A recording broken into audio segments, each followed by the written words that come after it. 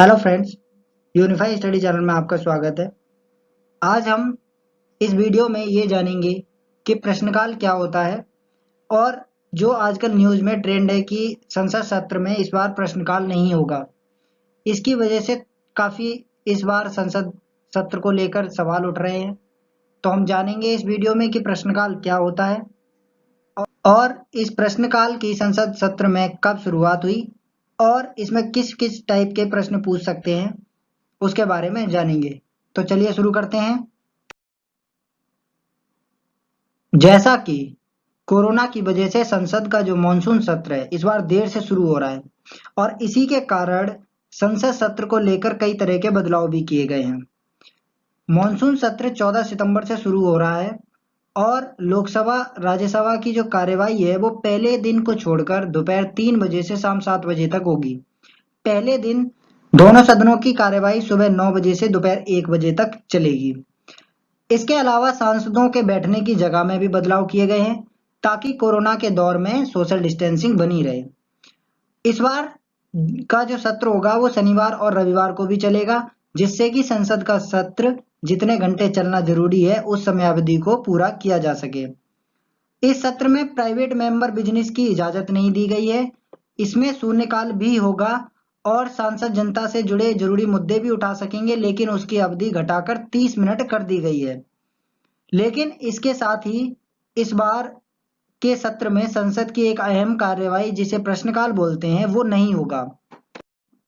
जैसा कि आप लिमिट का ये एक आर्टिकल है इसमें भी दिया हुआ है कि monsoon session would not have question hour, मतलब इस बार जो संसद सत्र है उसके अंदर क्वेश्चन आवर नहीं होगा। लोकसभा सचिवालय ने एक अधिसूचना में ये कहा है कि सत्र के दौरान कोई प्रश्नकाल नहीं होगा। कोविड के कारण मौजूदा असाधारण स्थिति के कारण सरकार के अनुरोध के मद्देनजर उन्होंने निर्देश दिए कि निजी सदस्यों के व्यवसाय के लेन-देन के लिए कोई दिन निश्चित नहीं किया जाना चाहिए। ये लोकसभा सचिवालय ने अधिसूचना जारी की। प्रश्नकाल के न होने पर विपक्षी नेताओं जिनमें कांग्रेस, टीएमसी, वामपंथी दल और डीएमके शामिल है, उन्होंने ये कहा है कि जो प्रश्नकाल है स्थगित करने का मतलब ये होगा कि जो केंद्र सरकार है उससे आप सवाल पूछने नहीं सकते हो, जिसमें राज्य जैसे विषय शामिल हैं। अर्थव्यवस्था, महामारी से निपटने, तालाबंदी और चीन के साथ सीमा गतिरोध, इन पर सवाल होने चाहिए थे जो कि प्रश्नकाल में पूछे जाते सरकार से। इसी पर कांग्रेस के वरिष्ठ नेता और लोकसभा सदस्य शशि थरूर इन्होंने ट्विटर पर पोस्ट किया। इन्होंने क्वेश्चन के बारे में इन्होंने ये कहा कि जो सरकार है उस पर सवाल संसदीय लोकतंत्र की ऑक्सीजन है। यह सरकार संसद को एक नोटिस बोर्ड तक कम करना चाहती है और जो कुछ भी पारित करना चाहती है उसके लिए रबर स्टैंप के रूप में बहुमत का उपयोग कर रही है। जवाबदेही को बढ़ावा देने वाला एक तंत्र अब दूर हो गया है। उन्होंने प्रश्नकाल को लेकर ये बात कही है। तो अब आगे बात करते हैं कि प्रश्नकाल क्या होता है। प्रश्नकाल लोकसभा की बैठक का पहला घंटा जो होता है वो सवाल पूछने के लिए होता है। इसे ही हम प्रश्नकाल कहते हैं। प्रश्नकाल के दौरान लोकसभा सदस्य प्रशासन और सरकार के कार्यकलापों के प्रत्येक पहलू पर प्रश्न पूछ सकते हैं। प्रश्नकाल के दौरान सरकार को कसौटी पर परखा जाता है और प्रत्येक मंत्री जिनकी प्रश्नों का उत्तर देने की बारी होती है वो खड़े होकर अपने प्रशासनिक कामों के बारे में उत्तर देते हैं।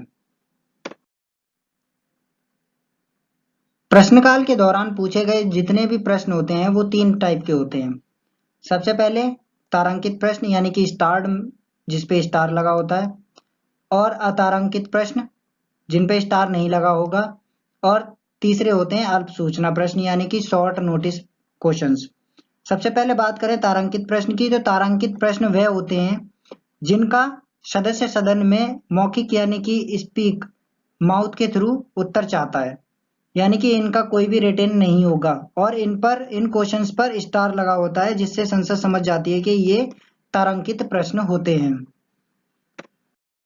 अतारांकित प्रश्न की बात करें दूसरे नंबर पर, अतारांकित प्रश्न वह होंगे जिनका सदस्य में मौखिक उत्तर नहीं चाहता है, यानी कि इनके जो उत्तर होंगे वो पूरी तरीके से लिखित रूप में होंगे और अतारांकित प्रश्न पर कोई भी पूरक प्रश्न नहीं पूछा जा सकता है। ये प्रश्न जिस दिन के लिए होते हैं उस दिन सदन की बैठक के आधिकारिक प्रतिवेदन में मुद्रित किए जाते हैं, यानी कि ये टाइप होते हैं। अब हम बात करें तीसरे नंबर पर अल्प सूचना प्रश्न की। तारांकित और अतारांकित प्रश्नों का उत्तर पाने के लिए सदस्य को 10 दिन पूर्व सूचना देनी पड़ती है, लेकिन जो ये शॉर्ट नोटिस प्रश्न होते हैं, क्वेश्चंस होते हैं, इससे कम समय की सूचना पर भी पूछा जा सकता है। इस संबंध में लोकसभा के प्रक्रिया तथा कार्य संचालन संबंधी नियम 54 में व्यवस्था की गई है कि लोक महत्व के विषय के संबंध में कोई भी प्रश्न पूरे 10 दिन से कम की सूचना पर पूछा जा सकता है, और यदि अध्यक्ष की यह राय हो कि प्रश्न को लेकर देरी नहीं की जा सकती, तो वह निर्देश दे सकता है कि मंत्री बताए कि वह उत्तर देने की स्थिति में है या नहीं। यदि उत्तर देने की स्थिति में है तो वह किस तिथि को उसका उत्तर देगा। यदि संबंधित मंत्री उत्तर देने के लिए सहमत हो तो ऐसे प्रश्न का उत्तर उसके द्वारा दर्शाए गए दिन को दिया जाएगा और वह माउथली के लिए प्रश्न सूची में दिए गए प्रश्नों को निपटाए जाने के तुरंत बाद पुकारा जाएगा। अगर मंत्री अल्प सूचना प्रश्न यानी शॉर्ट नोटिस क्वेश्चंस का उत्तर देने में असमर्थ हो और अध्यक्ष की राय हो कि प्रश्न पर्याप्त लोक महत्व का है कि सभा में उसका स्पीकली दिया जाना चाहिए आंसर, तो वह निर्देश दे सकेगा कि प्रश्न 10 दिन की सूचना की अवधि पूरी होने पर प्रश्न सूची में प्रथम प्रश्न के रूप में रखा जाएगा। तो ये था शॉर्ट नोटिस क्वेश्चन। इसके अंदर शॉर्ट में ये है कि ये जो क्वेश्चंस है ये शॉर्ट नोटिस पीरियड पे भी पूछे जा सकते हैं और इसमें जो उत्तर देना है वो काफी जरूरी होता है अगर स्पीकर की राय हो तो। आगे बात करें प्रश्नकाल की शुरुआत कैसे हुई, तो प्रश्नकाल की शुरुआत भारत में इंग्लैंड से ग्रहण की गई है, जहां सबसे पहले 1721 में इसकी शुरुआत हुई थी और भारत में संसदीय प्रश्न पूछने की शुरुआत 1892 के भारतीय परिषद अधिनियम के तहत हुई थी। आजादी से पहले भारत में प्रश्न पूछने के अधिकार पर कई प्रतिबंध लगे हुए थे, लेकिन आजादी के बाद उन प्रतिबंधों को खत्म कर दिया गया। अब संसद सदस्य लोक महत्व के किसी ऐसे विषय पर जानकारी प्राप्त करने के लिए सवाल पूछ सकते हैं जो मंत्री के विशेष संज्ञान में हों। और लास्ट में हम बात करते हैं कौन से प्रश्न पूछे जा सकते हैं क्वेश्चन आवर में। लोकसभा के प्रक्रिया और कार्य संचालन संबंधी नियम व 41(2) में इस बात का उल्लेख किया कि किस टाइप के जो क्वेश्चंस हैं वो क्वेश्चन आवर के दौरान लिए जा सकते हैं। पहला आता है लोक महत्व के उस टाइप के प्रश्न जो अनुमान, व्यंग्य, आरोप प्रत्यारोपण और मान हानिकारक शब्दों का इस्तेमाल नहीं करते हो, ऐसे क्वेश्चंस लिए जा सकते हैं। दूसरे हैं इसमें किसी व्यक्ति के सार्वजनिक हैसियत को छोड़कर उसके चरित्र, आचरण पर कोई सवाल नहीं पूछा जाएगा और ना ही किसी प्रकार का पर्सनल दोषारोपण किया जाएगा। ये सवाल दोषारोपण करते हुए लगने भी नहीं चाहिए। तो इस टाइप के क्वेश्चंस को प्रश्नकाल में नहीं लिया जा सकता, जो इनमें इन चीजों का अभाव होना चाहिए। आप किसी पर पर्सनल दोषारोपण नहीं कर सकते हैं और अनुमान, व्यंग्य, आरोप प्रत्यारोप और मान हानिकारक शब्दों का इस्तेमाल भी नहीं कर सकते हैं।